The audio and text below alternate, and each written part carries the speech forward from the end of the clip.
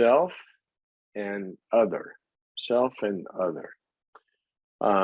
That is actually, I mean, I didn't invent those terms. Those are, that's kind of a technical term that you see in a particular, historically, a particular path of psychology, which I think is the richest one that exists. Because what we're talking about in self and other is we're talking about basically the reality and the experience of relationship. Now, in a relationship, you all know the term boundaries. In relationship, no matter what the pantheists will tell you, we are not all one. We are one in our unity and our connectedness. When you're in a relationship, like when you're in a marriage, the two shall become one, but you never ever lose that there's two people in the oneness. You never lose that. Now, if you go way, way, way east in your philosophy, you can get into a sort of a thinking of there are no boundaries separating anything, and pantheism and everything is, all of that. But that's not reality. It's not reality in the other way either. There's no such thing as any entity in the universe, even at the tiniest levels, that exists and not being a part of the whole. That's why you hear about the butterfly, flapping its wings at the South Pole and it rains in Seattle or wherever. See, we're all connected, right? But particularly in a relationship, when you're talking about self and other, you're talking about you as the self and the other is the other. Now, here is what's very important to remember. There are really two people there. Okay? And if you were God, you would be able to exactly, without any error or distortion, see the ultimate truth and reality of who that self is and who that other person is. Okay? But none of us is God. So the reality is, when I'm relating to you and you're relating to me, or when you are relating to your best friend, or you're relating to somebody on your team at work, or you're relating to a boss, or you're relating to a friend or a cousin or a wife or a husband or your kid, you are not relating to that real person. What you're relating to is the picture of that person in your head.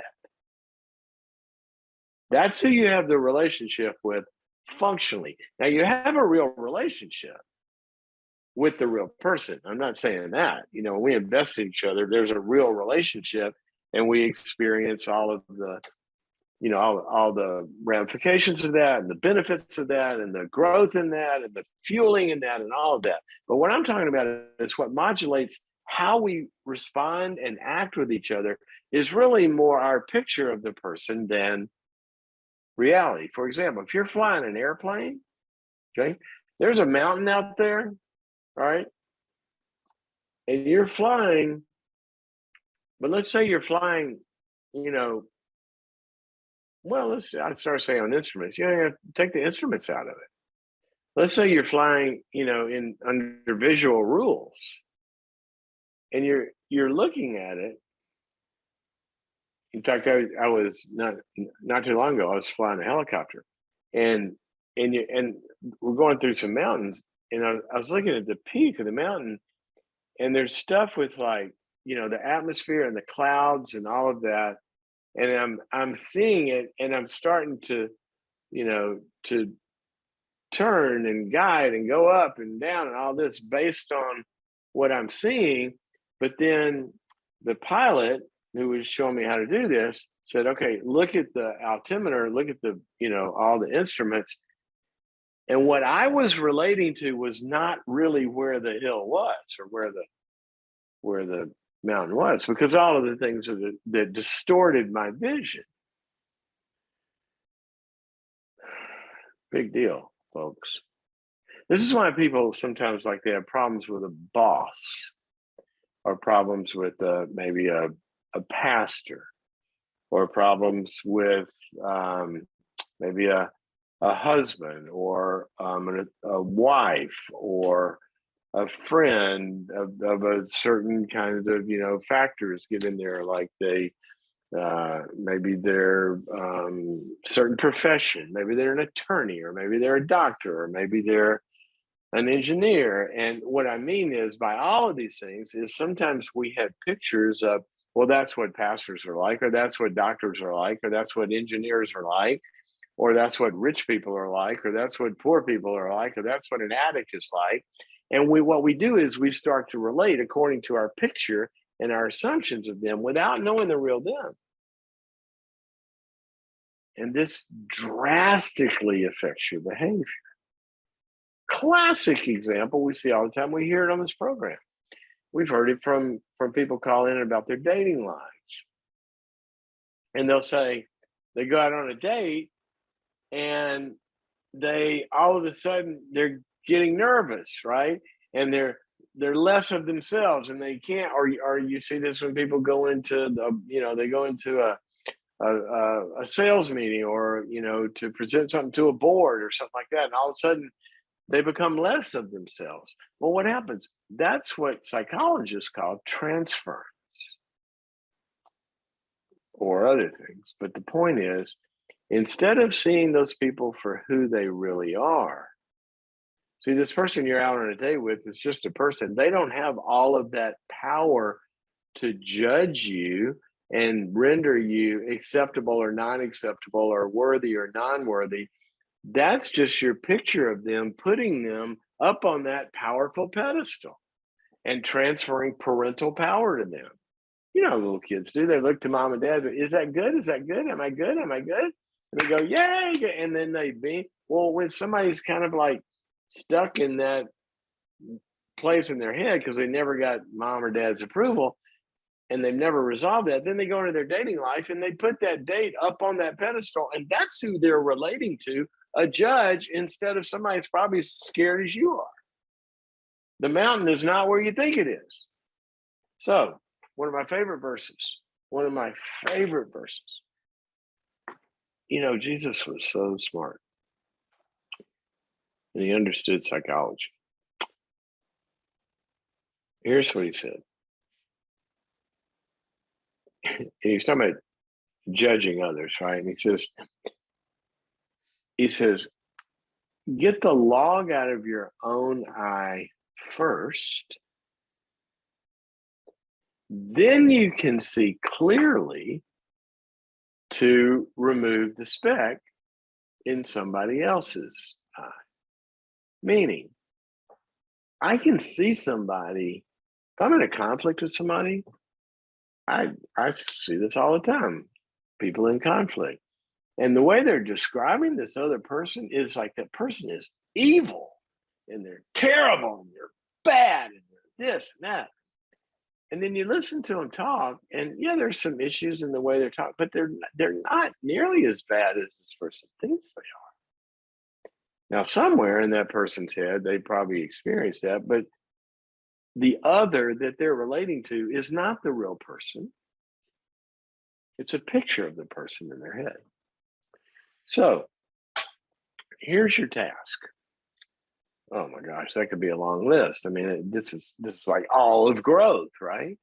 Another thing, Jesus, olive growth is kind of like clearing our vision, and are we seeing things really? And do I see myself? What if your picture of self is powerless?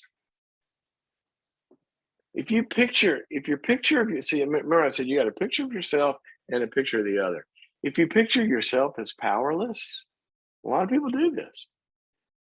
Then they get into a relationship and they see the other one is all powerful, and they realize, and they think, I don't have any choices. I don't have any options. There's nothing I can do here. They have all the power. They have all control. We hear this all the time.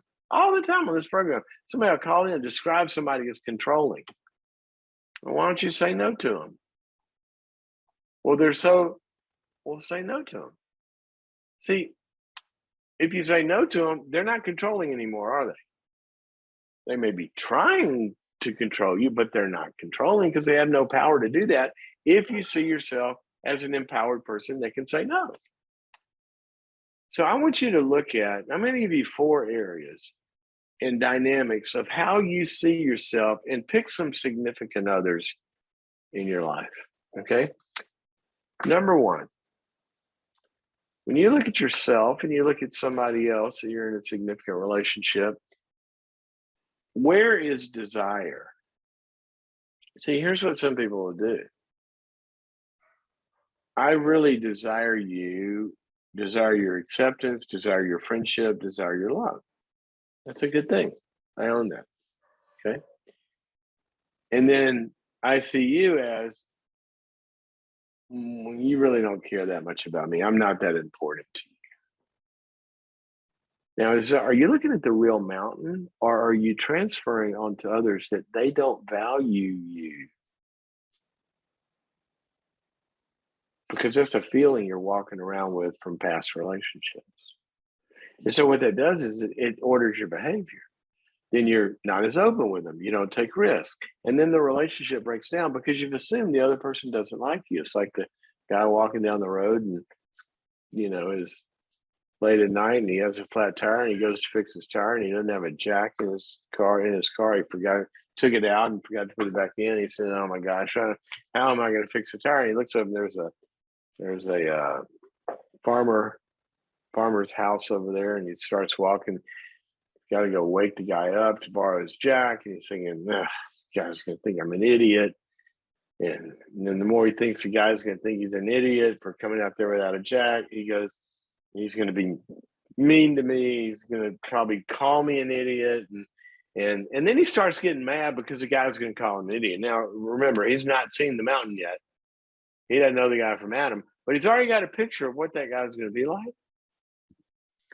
And he's getting so riled up about how the farmer is going to judge him. He goes up, he rings the doorbell. The farmer comes sleepy-eyed to the door, and he opens up the door, says, "Yeah, can I help you?" And the guy goes, "You just keep your jack. I don't want it." So he's already mad, but it's his picture. So in your key relationships with desire, are you just assuming that you're not wanted or not loved? Maybe. Might be. How about power? Are you seeing somebody else as so powerful? Why do they get all that power? Well, they got all that power from you picturing them that way. Nobody really has that power in human ways. I mean, people have power, authority has power, but I'm talking about in human relationships. Yeah, if you're in a job and there's a boss, the boss has power to fire you, but they don't have the power to deem you a worthy human or not, because that's the psychological part of this. And they don't have the power to say that you can't have thoughts and opinions, and they might disagree with them. But how do we do that? And then sometimes we put other people down like they don't have any power. We try to control them or dominate them. So look at the power dynamic. How do you see others as equal to you? And then good and bad. Do you see yourself as good and other people as bad? Or do you see yourself as bad and other people as good? Yeah, it's going to affect behavior. That's what Jesus is talking about in the judgment thing.